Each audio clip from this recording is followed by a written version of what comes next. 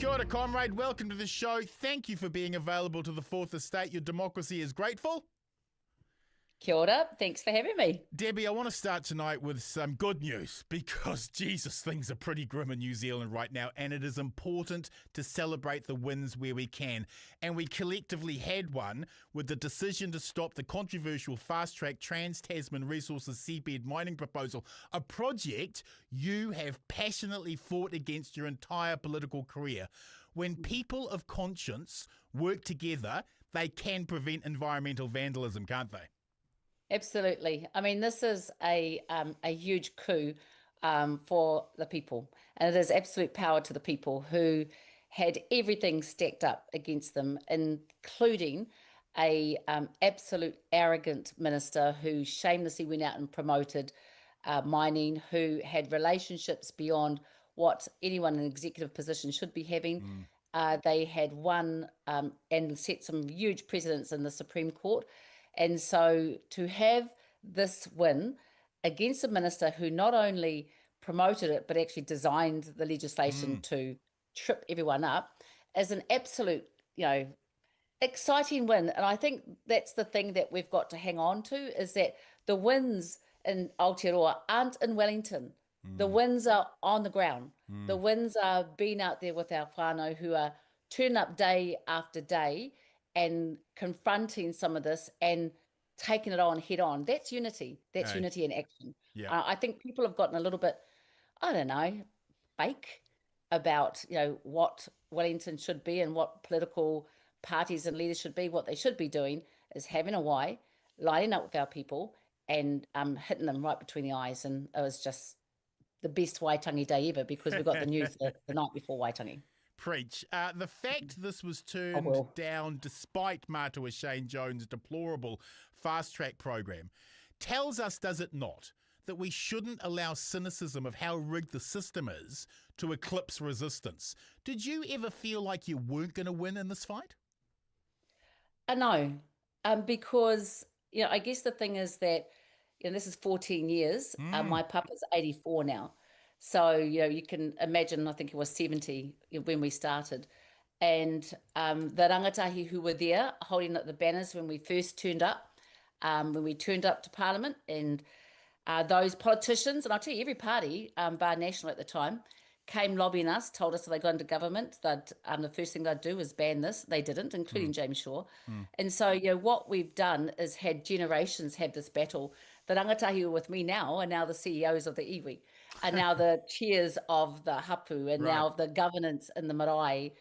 We've got strong relationships with the coastal community, the divers, chasm, obviously. So there's just been this, if this wasn't the moment, they're here forever. Shane Jones, they're going to outlast all these politicians. And we've had, like I said, 3 different governments through this whole battle. So none of them have been good. One of the factors that won this result was the treaty. So many Pākehā are anti the treaty without appreciating the role it plays in safeguarding our environment. Why has that fact, that the treaty is a safeguard for everyone, been so missing in our cultural narrative in this country? I think because the actualisation, how it's executed, what it means on a day-to-day basis is often missed, because the whole narrative around the treaty has been treaty settlements. So so you've got one side here where they're accepting 1% barely for everything that was lost, and then you've got another side saying, well, that's not my generation, that wasn't me. So you can sort of see it's this moment in time. But when you get something that is actually taking on corporate exploitation, and again, you're talking about the Australians, well, this was an Australian crowd as well. And then when you find a common ground to fight for, then all the insecurity, the looking at each other sideways drops, and you actually come together. And there are some huge extremes, people who have come together on this kaupapa, people who would normally have voted National, people who were, very extremes. But when you have a common goal, then you can actually understand the treaty. So the EPA fast track panel have made 2 things in that 436-page bloody report. Yes, the 3 things were that they couldn't prove that it wouldn't be environmentally destructive, And the second thing was the role of tikanga values. The same in the precedents that was set by the Supreme Court is the role of tikanga Māori and obviously Te Tiriti. So these are big wins for not only us in this battle, but also in the communities and any other community that has to confront this type of attack, really, because there was no one in the community that wanted it. We need employment, absolutely, but we're a district that's got a lot of experience in all the minerals. We've got more experience than any other district in the country, and we've seen what worse practicing can do and the damage to all of us, including every taxpayer. So huge win. Let's talk about that cultural narrative in Waitangi 2026, because it seemed like a lot of brown on brown unfriendly fire this year. Labour and the Greens tried to show unity without inviting Te Pāti Māori. Uru attacked Te Pāti Māori, Kiri responded, and Penny messily resigned from Labour. The government will be thanking lucky stars and laughing all the way to the ballot box because of all the division on our side of the political fence this year. The people opposing this government want unity. Why doesn't the opposition? Things look more divided now than ever before. Yeah, I don't get that, to be honest, on the ground. What I do get is that we had huge tikanga. There's a whole lot of anxiety and rustling around because Chippy's trying to look, like he's more Māori. He's trying to look like, hey, trust me, I am going to be Tiriti-centric, but at the National Iwi Cheers Forum, couldn't commit to it. He's trying to, I guess, follow a different narrative and almost looking like he thinks he can pull off what they did in 2017 and wipe Māori out, and then does an about face on the Radio New Zealand interview today. Look, I just think what we're seeing, and even tikanga, like it's interesting to see how Western media and the Western lens of tikanga going on the marae, and that's something that happens every day, in a normal marae setting, and huge respect that as a country we're actually talking about our tikanga, we're talking about whanaungatanga, we're talking about the tensions of turning up. We're talking about what our people want. That's unity, turning up day to day. I think if we're all looking for this glossy, polished, I don't know, stylized, influencers, pleasing unity, we're not going to get it. And if we do get that, it worries me, because then we're going to say that we're homogenizing our politics and we're not going to disrupt each other, and we're just going to let somebody be centrist. We're not going to let them be Māori Tiriti-centric. We're not going to be left, extreme. And those are things that people need to test us, and we need to put down the fake barriers and show who we are. Who are these politicians? What do they stand for? What is their tikanga going to be like? Are they authentic? When someone stands up, are they going to fight for you? And I think that's the passion. And what I like about it is that people have got opinions. They're not being fooled by politicians, by political speak and slogans and turning up with, whether it's 2 in a stand-up or 5, they don't care. And I think if I was the government, I'd be extremely concerned. One of the hardest things for Te Pāti Māori has been able to hold on to our authenticity and not completely get, the left bloc is this assumption that we're going to. Now, there's a commitment to getting this government out, but there's also a commitment to holding who we are. The tensions with that too, the perfectness of being a tangata whenua party, and we can't be assimilated while we figure that out in this realm. And I think I love the kōrero, like this huge debates and tikanga wānanga going on, and that's turning up. That's turning up, and so I would be worried if I was the government. Māori, because I think that we're relating very differently to how they used to. Very disciplined, very homogenized, very on mark. I don't think people fall for that anymore. Māori unemployment hit 11.2% last week. Many are turning to Te Pāti Māori for solutions to their economic pain, and they're finding you're fighting amongst yourselves. When will we see the stability inside Te Pāti Māori that gives faith to those voters? Oh, look, first of all, I don't think we should be saying that people get cancelled out because they're scrapping.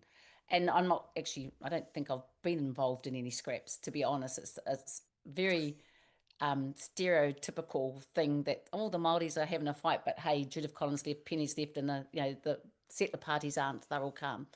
So I'm not buying into that rhetoric. What I am saying is that we have turned up. Now we're electorates that have 9 to 12 MP, general MPs, and so when we talk about unemployment and what it's like here on the ground, that is about what's going on in Kenneth and Tokoroa. That is about what's going on with our politics. And I can tell you who's been tuning up to those and having those debates and having those discussions. Our solutions have to be about fighting, as you said, those 1-2%ers, the way that this government is only looking after, the super wealthy, right, fighting for wealth tax, fighting for, incomes that are going to be living wage adjusted, making sure that our rangatahi are able to get the training and the access to adult tertiary learning as well, because that's the winner for Māori. So there's a whole lot of things in our policies and on the ground, but we can't get cut through in the media because they hate our guts.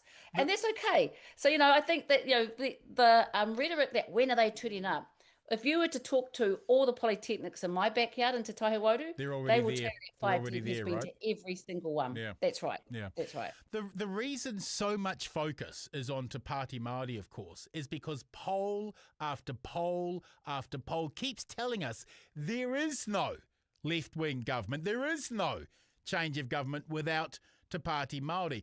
What would the difference be between a Labour, Green, New Zealand First government and a Labour, Green, Te Pāti Māori government? Do you want to know the truth? Let's hear it. It was the Labour Green that actually didn't stop seabed mining.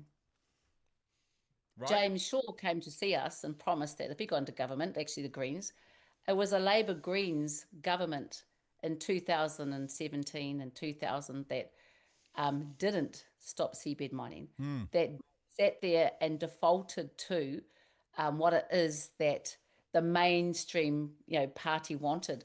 And I think that's where we belong. Yeah. They all have had a chance to protect Te Tiriti. And I'm not knocking our allies. I'm just stating the facts that what we had to contend with.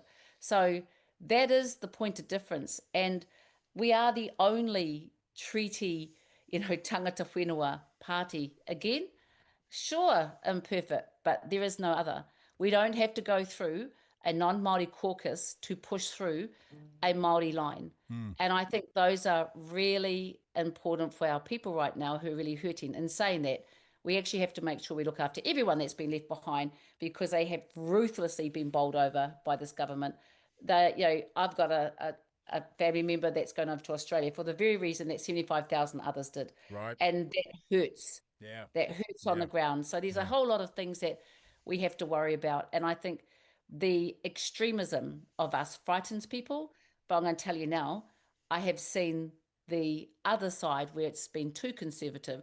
They've abandoned left-wing values and haven't really considered the wealth tax. That's a major for us. The wealth tax is a major for us. It's not about just capital gains. It's about completely disrupting this tax system, which is the reason why poverty is a political choice. And, and I harp on about that all the time. That's true. So I think that's where we are. Don't forget, we're a young party too. Yes. Without Te Pāti Māori, it will be very difficult mathematically to generate an MMP overhang that benefits the left. If Labour and the Greens want to avoid being held hostage by New Zealand First, shouldn't they strategically be far more focused on winning general seats than beating you in the Māori electorates? I think they've shot that. They've made their choice, and they have to wear that choice. They've given a confused messaging out to our communities. Very confused. And I think that's on them. I think that was a dumb move, and I think that Chippy is naive about how Māori communities work. I think that there was a deliberate intent to gain off our pain, and I get that, because at the end of the day, it's about politics. Yep. But what I think is underestimated, and I did hear Adrian on Q&A, and he's playing the Labour Party line. They'll be lucky to get one. I just think that it's a long time in politics, 8-9 months, and we have a different noise and a really strong love and support. Absolute, disappointment that we couldn't contain things, but this is nowhere near as bad as when we used to see Todd, then Judith, then Simon, then I can't remember who came next, then Chris. I was there in my whole term. I saw National go through about 4 or 5 leaders, and let's go talk about Labour. I mean, and again, we've seen Greens with MPs going. This is no different, except because we're so existing and haven't just buggered off like the people in the shoe that people want us to go.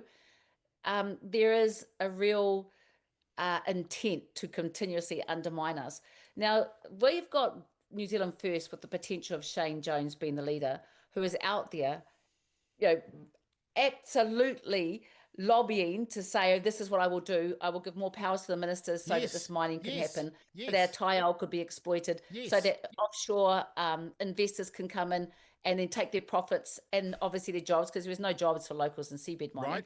And this is who this type of coalition would say that they'd go against. So I don't know.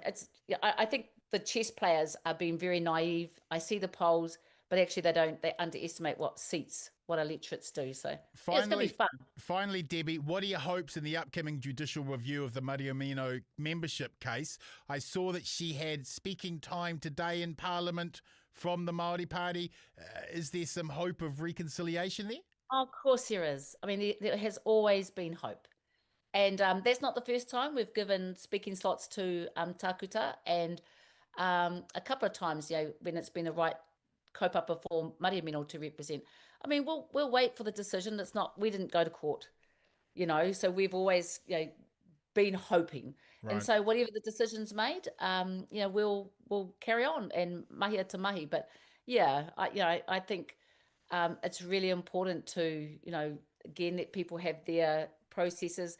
We're not the only party that's disciplined, and we probably won't be the only party that's going to be taken to court to sort things out. Sometimes, when you're trying to clear the air, you've got to go out and do it. But, hopefully we can find a way to carry on. And like I say, there have been lots of times when we've actually given speaking slots and a few other kaupapa as well. So still whānau, at the end of the day, wakapapa is always bigger than politics. Preach. Thank you, comrade. We'll see you again soon. Kia ora. Okay. Ka kite. Have a good day.